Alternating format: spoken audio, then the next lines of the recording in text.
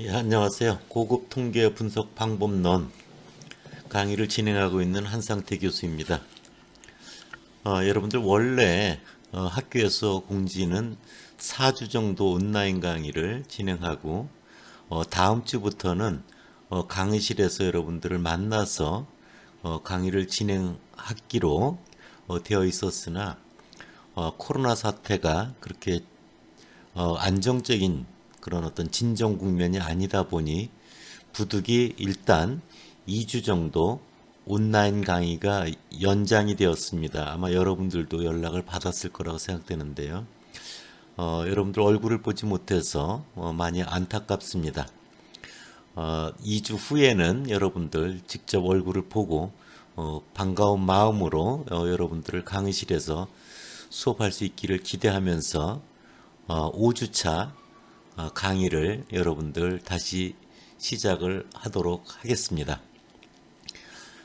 여러분들 4주차에서는 여러분들한테 비교와 상관이라고 하는 주제를 통해서 독립입혀본 T검정, 또 대응 T검정, 그 다음에 상관 분석, 거기서 주의해야 될 점, 이런 이야기들을 여러분들에게 전달을 했습니다. 5주차에서는 이제 회귀 분석이라고 하는 이제 모델링과 관련되는 이야기를 이제 처음으로 시작을 하게 됩니다. 여러분들도 알다시피 그 여러 가지 뭐 빅데이터 분석에서도 그렇고요. 회귀 모형, 회귀 모델링은 워낙 중요한 부분입니다. 그래서 여러분들이 대부분 잘 알고 있을 텐데 여러분들이 한 번 더 잘 정리하고 복습하는 의미에서 강의를 진행을 하도록 하겠습니다. 그래서 5주차에는 회귀 분석과 관련되는 전반적인 이야기를 좀 진행을 하고요. 다음 주에는 회귀 분석과 연관돼서 그 모델링을 제대로 진단해보는 모형을 좀 더 향상시키는 그런 내용을 여러분들에게 소개를 해드리고자 합니다. 따라서 회귀 모형과 관련되는 건 한 2주 정도 중요하게 여러분들에게 다룰 계획이다. 이렇게 여러분들 생각하고 있으면 됩니다. 슬라이드를 넘기겠습니다. 여러분들 먼저 회귀 분석의 회귀라고 하는 용어의 탄생과 관련되는 자료가 거기 보여져 있는데요. 자료를 보면 메뉴의 테이블 8.1 골턴스 1885 크로스 태블레이션 오브 928 어덜트 칠드런 본 오브 뭐 이런 식으로 여러분들 쭉 나와 있잖아요. 이것은 뭐냐면은 아버지의 키와 아들의 키에 관련되는 발론티어들을 통해서 얻게 된 자료입니다. 골턴이라고 하는 사람은 여러분들 우생학의 출발을 여러분들 알린 사람이기도 하고요. 또 회귀라고 하는 용어를 우리에게 이제 처음 알게 하는 그런 역할을 했는데요. 골턴은 또 여러분들한테 유명한 거는 우리 그 주민등록증 만들 때 지문이라는 거 있잖아요. 이 지문을 발견한 그런 사람으로도 굉장히 유명한 사람입니다. 어쨌든 아버지의 키와 아버지가 먼저입니다. 아들이 나중입니다. 그래서 아버지의 키를 통해서 아들의 키가 어떻게 될 것인지를 이제 예측해 보고자 하는 그런 또 유전적인 어떤 그런 관점의 자료이기도 합니다. 다음 페이지로 가볼게요. 앞에 자료를 이렇게 산점들을 그려보면 다음과 같습니다. 가로축의 아버지의 키, 이걸 이제 X라고 해보세요. Y축이 그 대응되는 아들의 키 Y입니다. 그 동그라미로 표시되어 있는 것들이 실제 데이터 값들입니다. 그걸 잘 살펴보면요. 아버지의 키가 62인치보다 작은 쪽을 한번 보세요. 62인치보다 작은 건 아버지 키가 작다라는 거잖아요. 그럴 때 대응되는 아들의 키를 보세요. 아들 키도 역시 64에서 66인치 사이의 자료들이 보여지죠. 그러니까 아버지 키가 작으면 유전적으로 아들의 키도 작긴 작지만 아버지 키보단 다소 커지는 경향이 있다는 걸 볼 수가 있죠. 아버지 키는 62인치 아래였지만 아들 키는 64에서 66인치 사이에 있는 데이터인 걸 볼 수 있고요. 그래프의 우측을 보세요. 우측을 보면 아버지 키가 큰 74인치 이상이죠. 74인치 이상인 거에 위에 보면 자료점이 동그라미가 두 개 보이죠. 대응되는 아들의 키는 얼마예요? 72인치 근방에 있죠.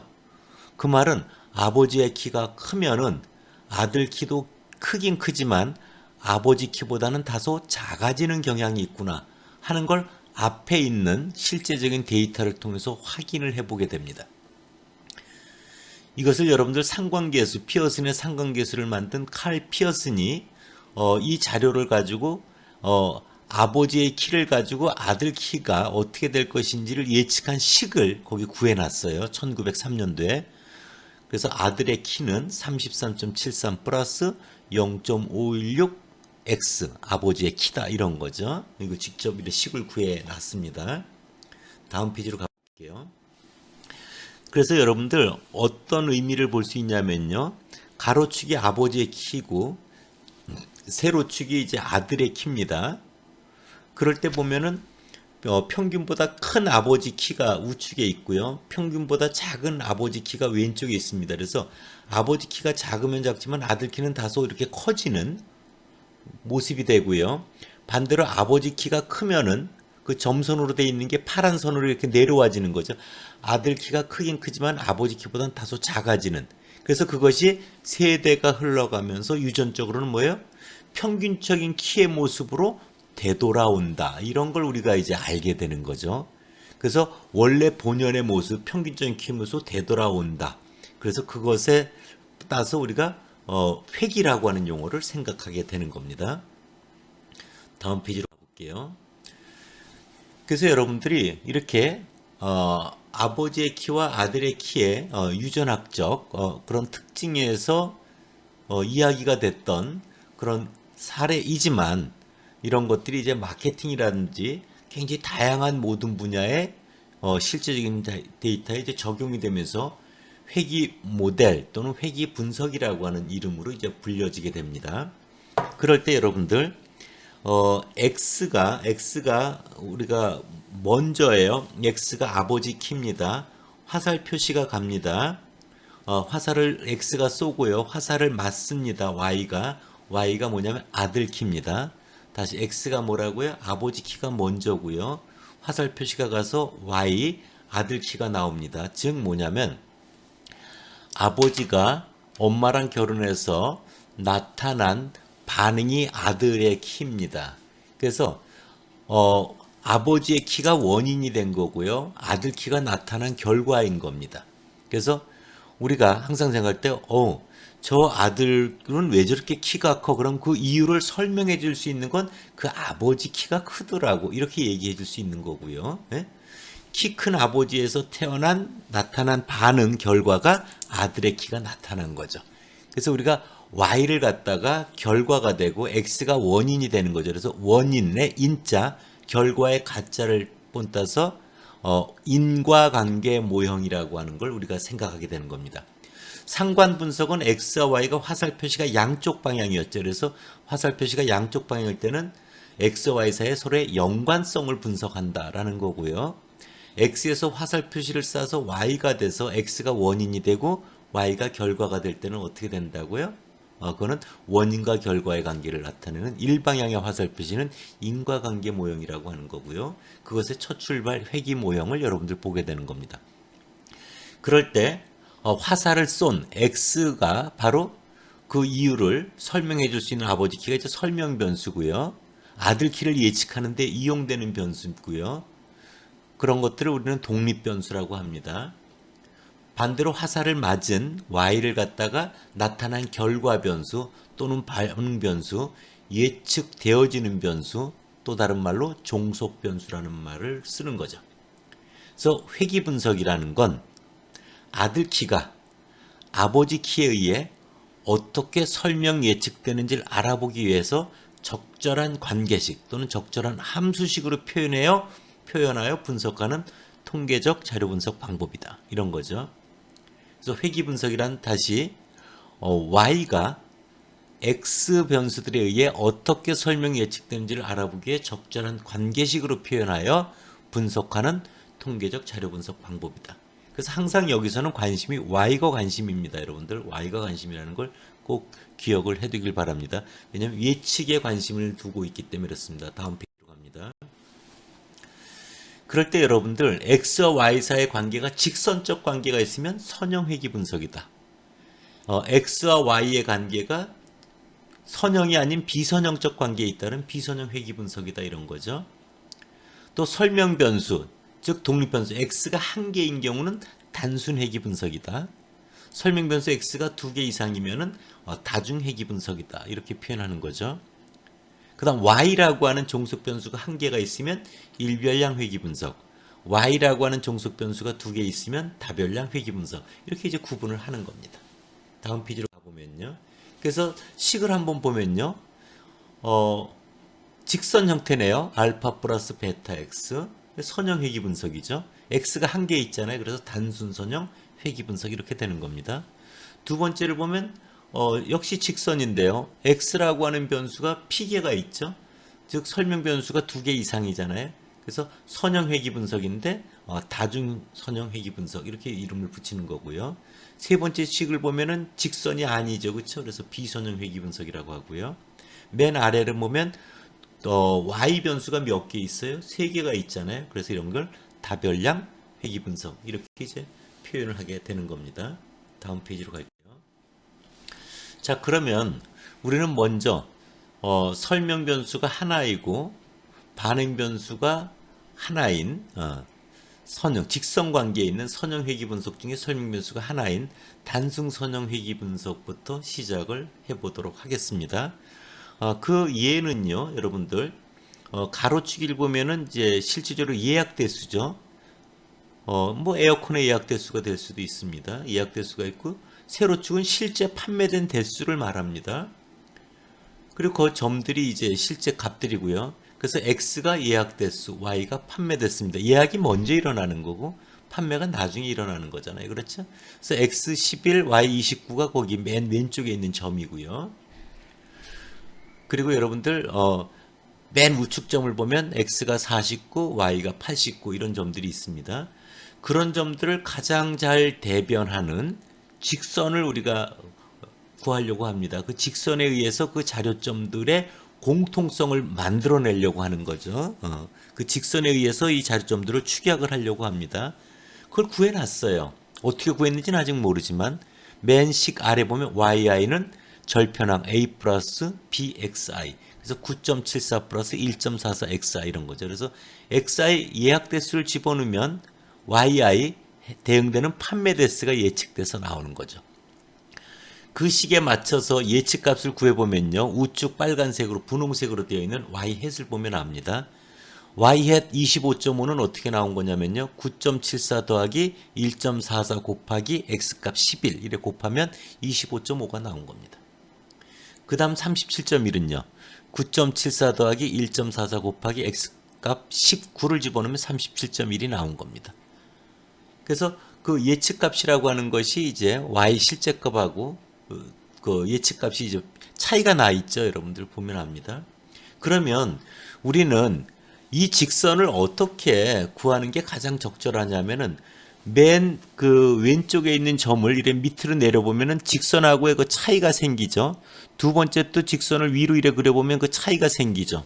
즉 뭐냐면 이거는 개별 데이터들이 직선으로 공통성을 만들어내는 데 있어서 희생되는 모습들이잖아요. 그렇죠? 희생되는. 그런 개별적인 희생들을 통해서 공통성, 직선이 만들어지는 거거든요. 그래서 그런 개별적인 희생들을 다 더하면요. 편차가 돼가지고 0이 됩니다. 0.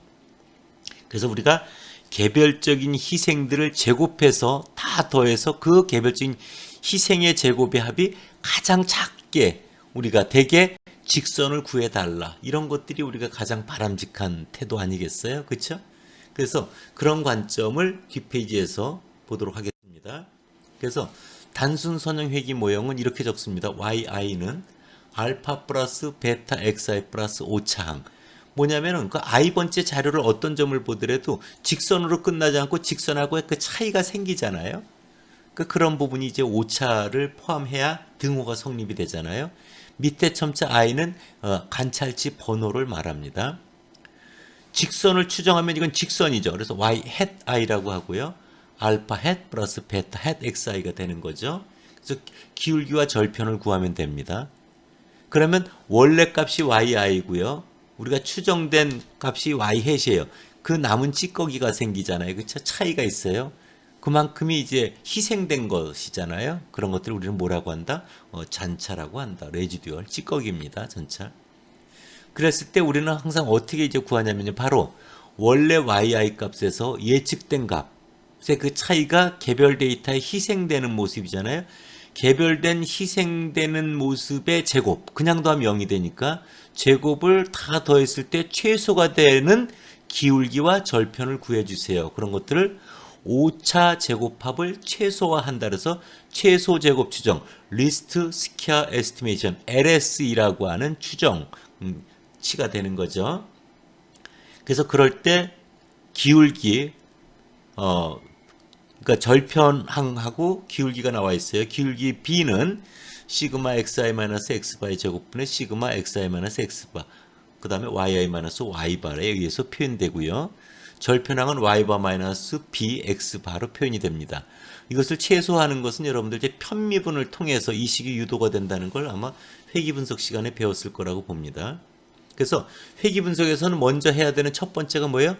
회귀식을 추정하는 겁니다. 어떻게 추정해요? 최소 제곱 추정을 통해서 절편과 기울기를 구한다. 이렇게 여러분들 기억하면 됩니다. 다음 페이지요.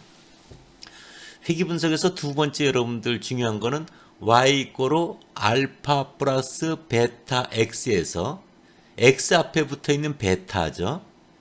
즉 예약 대수의 변화를 실제 판매 대수로 보내주는 부분이 베타잖아요. 그렇죠? 그게 0이다 그러면은 y는 알파 플러스 베타가 0이면 0 곱하기 x니까 x 값을 아무리 바꾸더라도 베타가 0이니까 y로 영향을 주지를 못하잖아요. 그렇죠? 그래서 그럴 경우는 y 꼴 알파 플러스 베타 x라고 두는 이런 모형식은 별로 적절치가 못한 거죠. 그래서 바로 이런 x 값의 변화를 반응 변수 y로 보는 회귀계수가 유의해야 된다 이런 거죠. 그래서 기무가설은 뭐예요? 회귀계수는 0이다. 그러면 즉 뭐예요? 설명 변수 x가 반응 변수 y에 주는 영향이 없다 이런 거잖아요. 귀무가설은 없다잖아요. 대립가설은 이걸 기각시키려고 하는 거죠. 그것은 바로 회귀계수의 유의성 검정은 아래나 와 있는 t 검정을 통해서 이루어지고요. 베타 햇은 이제 회귀계수의 추정량이고요. 마이너스 베타는 0이고요. 기무가설하에 밑에 분모에 있는 루트 안에 있는 건 바로 베타 햇의 표준 오차입니다.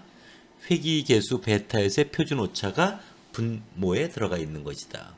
이렇게 여러분들 보면 됩니다. 원래 T검정은 자유도가 n-1인데요. 베타에서 추정했기 때문에 자유도가 하나 더 줄어들어서 자유도 n-인 T 분포를 따르는 T검정을 통해서 이루어집니다.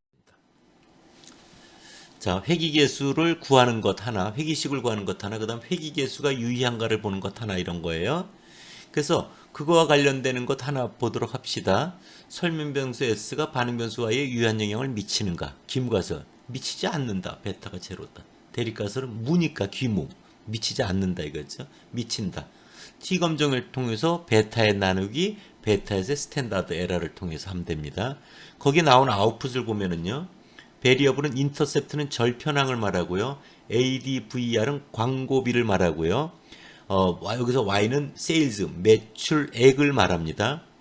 그래서 거기 에스티메이트를 보면요. 절편항이 3.285 더하기 1.5976 곱하기 광고비 이렇게 돼 있는 거죠. 이꼬로 세일즈라고 하는 회귀식, 단순 회귀식이 만들어진 걸 볼 수 있고요. 광고비와 관련되는 맨 끝에 보면 T값 21.34라고 하는 건 이런 거죠. 1.59716 나누기 그것의 표준 오차 0.07483을 하면 21.34가 되고요. 그에 관련되는 P값 유의확률은 0.0 굉장히 작죠. 그래서 귀무가설이 기각이 됩니다. 그래서 광고비는 매출액에 통계적으로 유의한 영향을 미친다고 할 수 있다. 이런 걸 확인할 수 있는 거죠. 앞서 여러분들 한 것 중에 보면요. 모델에 설명변수가 하나니까 1이에요. SSR이 6695.3, SSE가 147.2, TSS가 6842.2고요. 토탈 자유도가 11인 거 보면 자료수가 12개입니다. MS는 6695.3을 자유도 1로 나눈 거고요. 147을 옆에 있는 자유도 10으로 나누면 14.7이 되고요. 6695.3을 14.7로 나누면 455.54가 되고 옆에 P 유의확률이 있습니다.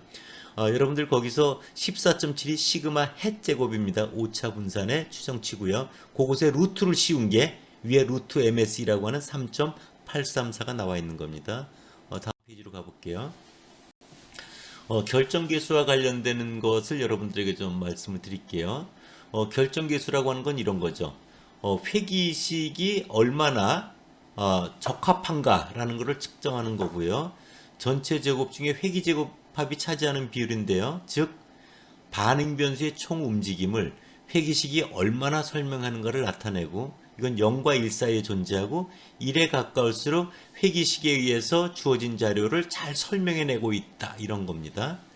특히 단순 회기 분석, 즉 설명 변수 하나, 반응 변수 하나인 경우죠. 이럴 때 결정계수는요, x하고 y의 상관계수 구한 거 제곱하고 같습니다. 식으로도 증명이 되죠. 아마 여러분들 다 배웠을 거라고 생각됩니다. 그래서 앞서 결정계수는 TSS가 6842.2고요. SSR이 6695.3이잖아요.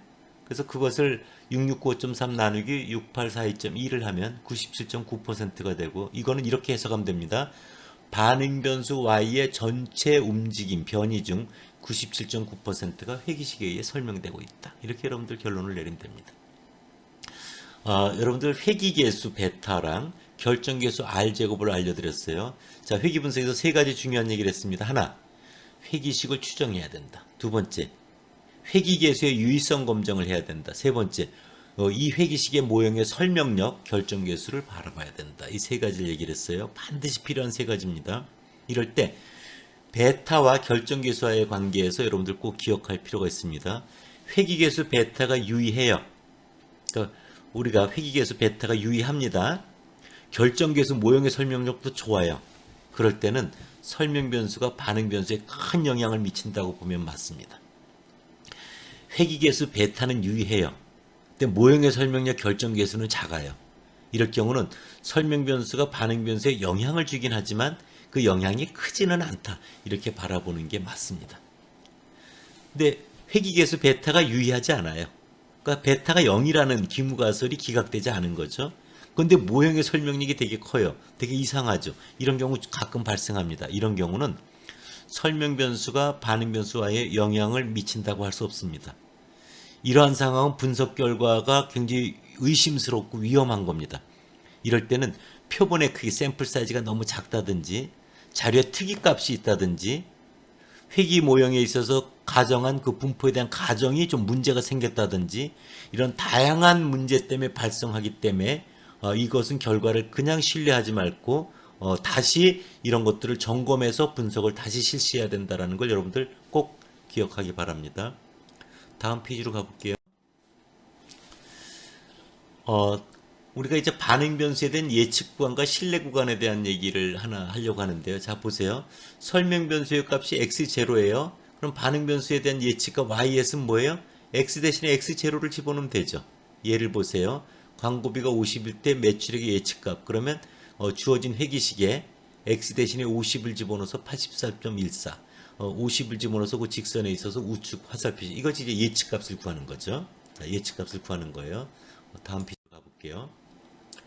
여러분들 그 SPSS에서 또 그렇고 세스에서도 그렇고 구간을 두 개를 제공해 주는데 여러분들 헷갈리면 안 됩니다. 하나가 예측 구간이고요. 하나는 신뢰 구간입니다. 예측 구간은 개별값에 대한 겁니다. 개별값. 즉 봐봐요. x 이꼬로 x0일 때, 즉 x값이 x0라고 하는 개별값에 대해서 반응 변수 y, 이 햇이 어떤 구간 내에 있을 것인가 이런 거예요. 그래서 예를 보면요. 광고비가 얼마일 때? 50일 때. 광고비가 얼마일 때? 50일 때. 그 대리점의 매출액에 대한 95% 신뢰 구간, 이런 것들이 예측 구간이에요. 또 하나 개별값, 어떤 아버지의 키가 170cm일 때. 그 아들의 키, 개별값에 대한 신뢰 구간은 어떻게 되는가, 이런 것들을 우리가 개별값에 대해서는 예측 구간이라는 표현을 쓰고요. 신뢰 구간은 개별값이 아닙니다. 봐봐요. x 이꼬로 x0일 때 반응 변수 값들이 여러 개 있어요. 그 반응 변수에 뭐예요? 평균에 대해서 신뢰 구간을 구하면 이것을 신뢰 구간이라고 합니다. 그래서 예를 한번 보세요. 광고비가 50인 대리점들이죠. 개별이 아니죠. 대리점들이 광고비를 50을 쓴 대리점들이 여러 개 있어요. 그 대리점들의 평균 매출액에 대해서 신뢰 구간을 구해달라. 또는 키가 170인 아버지들이죠. 개별값이 아닙니다. 아버지들에 대해서 아들들의 평균 키에 대한 신뢰 구간을 구해달라. 그러면 이런 건 뭐다? 신뢰 구간이다. 이렇게 여러분들 보면 됩니다.